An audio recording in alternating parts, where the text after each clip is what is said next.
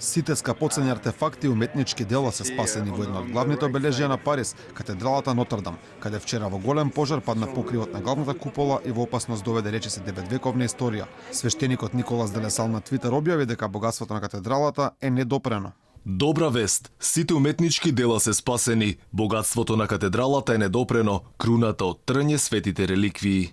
Пожарот кој што ја зафати катедралата во Париз предизвика шок и тага на светата столица во Ватикан.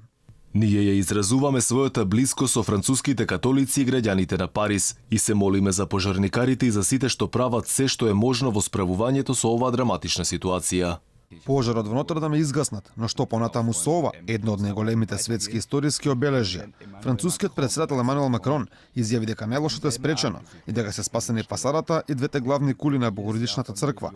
Тој вети дека катедралата ќе биде обновена. Alors je vous le dis très solennellement ce soir.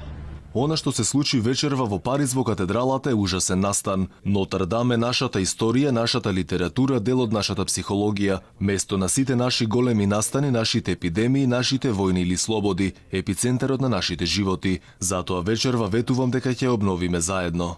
Двајца милиардери веќе соопшти дека ќе помогнат во обновувањето на Нотр-Дам. 200 милиони евра ќе донира бизнисменот Бернар Арно, заедно со своето семејство и неговата компанија. Семејството Арно и Ловмак се солидарни по оваа национална трагедија и ќе учествуваат во реконструкцијата на таа извонредна катедрала символ на Франција, нашето наследство и единство. 100 милиони евра пак ќе донира собственикот на францускиот прволигаш Рен, Франсоа Анри Пино.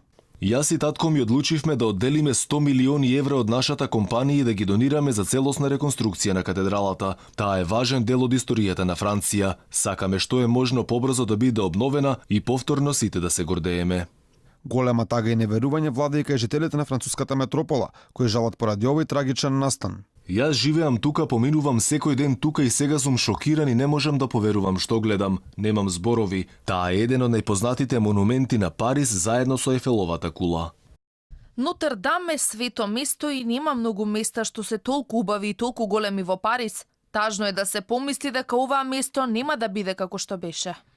Бројни светски лидери упатија пораки за поддршка и солидарност со францускиот народ по големиот пожар. Шпанскиот премиер Педро Санчес истакна дека пожарот во катедралата е голема трагедија. Италијанскиот премиер Джузепе Конти порача дека пожарот ги погодил сите французи, но и сите европејци. Германската канцеларка Ангела Меркел истакна дека чувствува длабока тага поради пожарот во катедралата Нотр-Дам, додавајќи дека нејзините мисли и мислите на нејзиниот народ се со француските пријатели. Американскиот претседател Доналд Трамп пак порача дека е ужасно да се гледа таков масивен пожар. Порака со поддршка испрати македонскиот министер за надворешни работи. Сета наша солидарност кон францускиот народ и сите католици, порача преку Твитер Никола Димитров.